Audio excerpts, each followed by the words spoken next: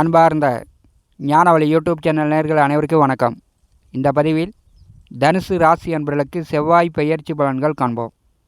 பிப்ரவரி மாதம் 5ஆம் தேதி மாலை 6 மணிக்கு மேல் தமிழ் வருடப்படி சோபகிருது வருடம் தை மாதம் 22ஆம் தேதி திங்கட்கிழமை தனுசு ராசியிலிருந்து மகர ராசிக்கு செவ்வாய் பகவான் பெயர்ச்சி ஆகிறார். ஏறத்தாழ ஒரு 40 நாட்களுக்கு மகர ராசியில் செவ்வாய் பகவான் உச்ச பலத்துடன் சஞ்சாரம் செய்ய போகிறார். 3 பார்வைகளால் 3 வீடுகளை பார்வை செய்து தனுசு ராசி என்பதற்கு எந்த மாதிரியான பலாபலன்களை கொடுக்கப் போகிறார் என்பதை இந்த பதிவில் காண்போம்.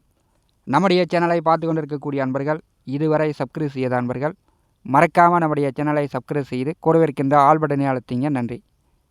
தனுசு ராசிக்கு பூர்வீக புண்ணியஸ்தானமான 5ஆம் வீட்டிற்கும் 12ஆம் இடமான விரயத்திற்கும் அதிபதியான செவ்வாய் தனம் வாக்கு குடும்பஸ்தானத்திலே ஒரு 3 வருடத்திற்கு மேலாக தற்போது தான் உச்சபலம் பெறுகிறார். அதாவது 2020ஆம் வருடம் ஏப்ரல் 22ஆம் தேதி மகர ராசியிலிருந்து கும்பராசிக்கு பெயர்ச்சியானார். அதன் பிறகு தற்போது தான் செவ்வாய் பகவான் உச்சபலம் பெறுகிறார். பெரும்பாலும் பூர்வீக புண்ணியஸ்தானாதிபதி உச்சபலம் பெறும்போது தனுசு ராசி என்பவர்களுக்கு அதிர்ஷ்டங்கள் பல, அதிரடி மாற்றம் உங்கள் வாழ்வில் நடைபெறப் போகிறது. பெரும்பாலும் செவ்வாய் பகவான் அஷ்டமத்தை பாரி செய்யும் பொழுது வியாதி குறையும், உங்கள் கஷ்டம் கொஞ்சம் குறையும், பயம் பதற்றம் எதிர்மறையான சிந்தனைகள் தனுசு ராசி என்பவர்களுக்கு உங்கள் மனதிலிருந்து மறையும். அதுக்குண்டான வாய்ப்புகள் உண்டு. 2ஆம் வீட்டிலே 12ஆம் வீட்டின் அதிபதி உச்ச பலம் பெறும்போது சில பாதக பலனும் உண்டு. இயற்கையாகவே செவ்வாய் பகவான் கடும் கோபக்காரர், ஆத்திர அவசரக்காரர். தனுசு ராசி என்பர்கள் பேச்சில் கவனம், அதிகமாக கோபப்படக்கூடாது, அதிகமாக யாரையும் அதட்டக்கூடாது, அதில் மட்டும் கொஞ்சம் கவனமாக இருக்கணும். வாய் பேச்சில் கொஞ்சம் கவனம். அதே மாதிரி பற்கள் சார்ந்த பிரச்சனை, சில பேருக்கு பல் வலி வரும், பல்லை பிடுங்கக்கூடிய சூழ்நிலை கூட தனுசு ராசி என்பதற்கு ஏற்படும்.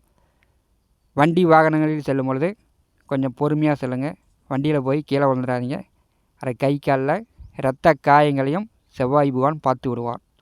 இயற்கையாகவே சனியை விட செவ்வாய் பகவான் கடும் பாவி, செவ்வாயை விட சனி பகவான் கடும் பாவி. இந்த இரு கிரகங்களும் ஒருவருக்கொருவர் நான் யார் பெரியவன் அப்படின்னு கஷ்ட நஷ்டங்களை அதிகமாக கொடுக்கக்கூடியவர்கள். 2ஆம் வீட்டிலே செவ்வாய் பகவான் அமர்ந்து பெரும்பாலும் பணப்பிரச்சனையை தீர்ப்பார். கொடுத்த பணம் கைக்கு வரும். தனுசு ராசி என்பர்கள் கொஞ்சம் கஷ்டம் குறையும். 12ஆம் வீட்டின் அதிபதி 2ஆம் வீட்டில் அமரும்போது தனுசு ராசி என்பர்கள் சில விஷயங்களை மறைக்கக்கூடிய நிலை வரும்.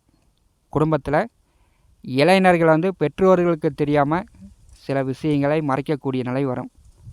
இளைஞர்கள் பெற்றோர்களிடம் மறைக்காமல் எதிர்வரக்கூடிய ஒரு 40 நாட்கள் பார்த்து கொள்ளுங்கள். அதிகமாக பொய் பேசாதீங்க, உண்மையை மட்டும் பேசுங்க. செவ்வாய் பகவானுடைய பார்வையில் குரு பகவான் அமர்ந்திருக்கிறார். பூர்வீக புண்ணியஸ்தானம், இது ஒரு நல்ல அமைப்பு. திருமண வயதில் உள்ளவர்கள் வரன் பார்க்கலாம். திருமணத்திற்குண்டான கால நேரம் எதிர்வரக்கூடிய ஒரு 40 நாட்கள் உண்டு. திருமணம் செய்து ஒரு வருடமாக புத்திர பாக்கியம் இல்லாதவர்களுக்கு புத்திர பாக்கியம் உண்டு. அதற்குண்டான வாய்ப்புகள் உண்டு. அயன சயன போகஸ்தானம் உங்களுக்கு பலமாகிறது. செவ்வாய் பகவானுடைய 7ஆம் பார்வை அஷ்டமத்தின் மேல் விழுகிறது. தள்ளி இருந்து தடைகளை நிறையா கொடுத்து கொண்டிருந்த வியாதி, கஷ்டம், மனக்குழப்பங்களை தனுசு ராசி என்பவர்கள் இதுவரை அனுபவித்து கொண்டிருந்தீர்கள். கடந்த 40 நாட்களாக ஜென்ம ராசியிலே செவ்வாய் பகவான் வந்திருக்கும் பொழுது எதை யோசித்தாலும் எதிர்மறையாகவே போயிட்டு இருந்துச்சு.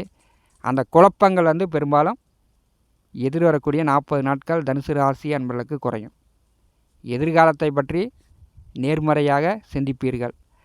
நல்ல முன்னேற்றத்திற்கு வழிவகையை கண்டிப்பாக தனுசு ராசி என்பவர்கள் செய்து கொள்வீர்கள். செவ்வாய் பகவானுடைய 8ஆம் பார்வை சிம்ம ராசியின் மேல் விழுகிறது. பாக்கியத்தின் மேல் செவ்வாய் பகவானுடைய பார்வைகள் பொழுது சகல பாக்கியங்கள் உண்டு. திருமண பாக்கியம், புத்திர பாக்கியம் தனுசு ராசிக்கு உண்டு. தந்தையிடம் விதண்டாவாதம் வைத்து கொள்ளாதீர்கள். தந்தை பேச்சுக்கு கட்டுப்படுவது தனுசு ராசி என்பவர்களுக்கு நல்லது. மாசி மாதம் 24ஆம் தேதி வரை செவ்வாயுடன் சுக்கிர பகவான் கூட்டணி சேர்ந்து சஞ்சாரம் செய்ய போகிறார். இளைஞர்களுக்கு காதல் மலரும், காதல் திருமணம் செய்யக்கூடிய வாய்ப்புகளும் தனுசு ராசி இளைஞர்களுக்கு மாசி மாதம் 24ஆம் தேதி வரை வாய்ப்புகள் உண்டு.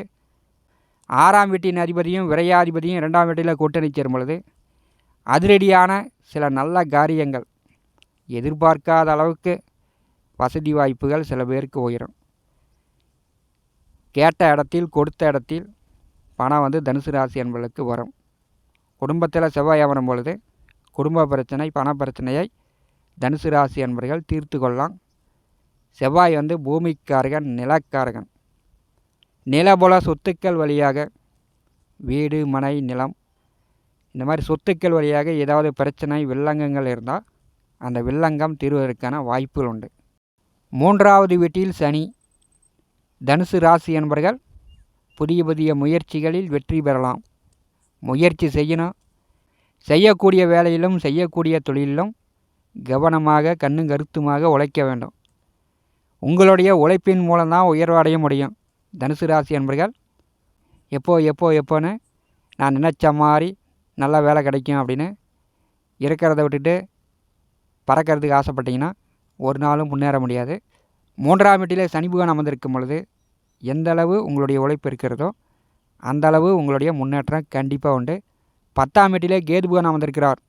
பெரும்பாலும் வண்டி வாகன தொழில் செய்து கொண்டிருப்பவர்களுக்கு பணம் கொட்டுன்னு கொட்டும். கோடீஸ்வரனாக உயரப் போகிறார்கள் அடுத்த 15 மாதத்தில்.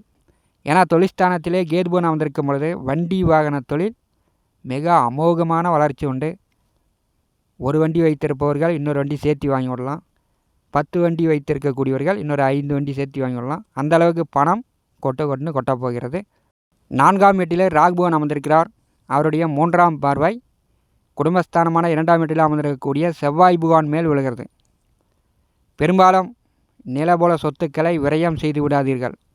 சூதாடுவது, குடும்பத்திற்கு தெரியாமல் கெட்ட விஷயங்களில் ஈடுபட்டு பெரும் பணத்தை விரயம் செய்து விடாதீர்கள். 2ஆம் வீட்டிலே உச்சமடையக்கூடிய செவ்வாய் எதிர்வரக்கூடிய 40 நாட்கள் தனுசு ராசி என்பவர்கள் சில விஷயங்களில் கொஞ்சம் கவனமாக இருக்கணும். பெரும்பாலும் குடும்பத்திற்கு தெரியாமல் மறைக்க பார்க்காதீர்கள். அப்புறம் சபை அறிய, ஊர் அறிய, நடுவீதியில் போட்டு உடைத்து விடுவார். எதிலும் கொஞ்சம் தனுசு ராசி என்பவர்கள் கவனமாகத்தான் இருக்க வேண்டும்.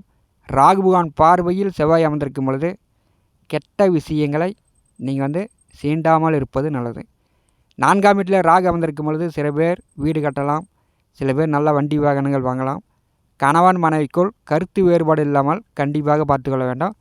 தவறான பழக்க வழக்கங்கள் இல்லாமல் தனுசு ராசி என்பவர்கள் கடந்து கொள்ள வேண்டும்.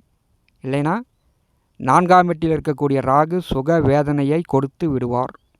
இந்த காணொலியை பற்றி உங்களுடைய மன கருத்துக்களை நம்முடைய கமெண்ட் பாக்ஸில் பதிவு செய்யுங்கள். என்னுடைய ஜோதிட கணிப்பிற்கு மிகவும் பயனுள்ளதாக இருக்கும். நண்பர்களே, நம்முடைய சேனலை பார்த்து கொண்டிருக்கக்கூடிய நண்பர்கள், இதுவரை சப்ஸ்கிரைப் செய்யாத நண்பர்கள் மறக்காமல் நம்முடைய சேனலை சப்ஸ்கிரைப் செய்து கூட இருக்கின்ற ஆல் பட்டனை அழுத்திங்க. நன்றி, வணக்கம்.